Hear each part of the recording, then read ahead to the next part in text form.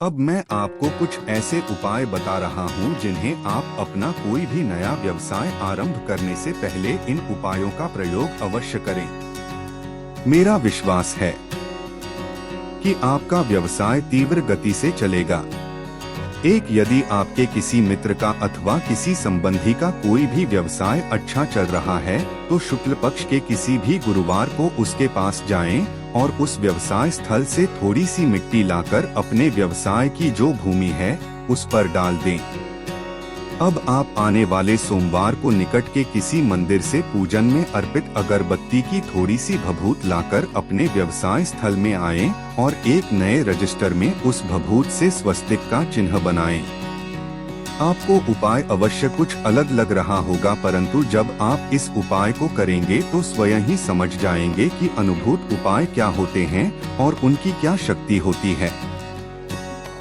यदि आपने अभी कोई नया व्यवसाय आरंभ किया है और चाहते हैं कि आपका वह व्यवसाय खूब चले तो अपने किसी मित्र के चलते हुए व्यवसाय पर जाएं। यह आवश्यक नहीं है कि आपके मित्र का भी वही व्यवसाय हो जो आपका है, कोई भी व्यवसाय हो सकता है। उसके व्यवसाय से कोई भी पुर्जा अथवा कोई भी सामग्री लेकर आएं। अब आप अपने व्यवसाय स्थल के नैऋत्य कोण में किसी भी मेज पर थोड़ी सी काली उड़द बिछाकर उस पर सिंदूर छिड़क दें। उसके ऊपर अपने मित्र के व्यवसाय स्थल से जो सामग्री लाए हैं उसको रखकर धूप अगरबत्ती अर्पित करें। ऐसा करते समय मानसिक रूप से अपने इष्ट से प्रार्थना करें कि मैंने जो व्यवसाय आरंभ किया है उसमें पूरी सफलता प्रदान करें ताकि किसी प्रकार की आर्थिक अथवा अन्य प्रकार की समस्या नहीं आने पाए। प्रभु कृपा से आपका व्यवसाय कम समय में ही तीव्र गति से चलने लगेगा। 3 यदि आपने कोई नया व्यवसाय आरंभ किया है तो आप किसी अनजान व्यक्ति के व्यवसाय स्थल से थोड़ी सी मिट्टी लेकर आएं और उस मिट्टी को बहते हुए जल में प्रवाहित कर दें।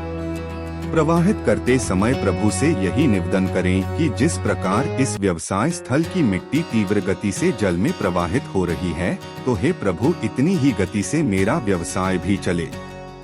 इसके बाद आप निकट के किसी मंदिर से वहां की मिट्टी लाकर अपने व्यवसाय स्थल की भूमि पर छोड़ दें। इस उपाय से आपका व्यवसाय जितनी गति से चलेगा उसकी आपको भी आशा नहीं होगी।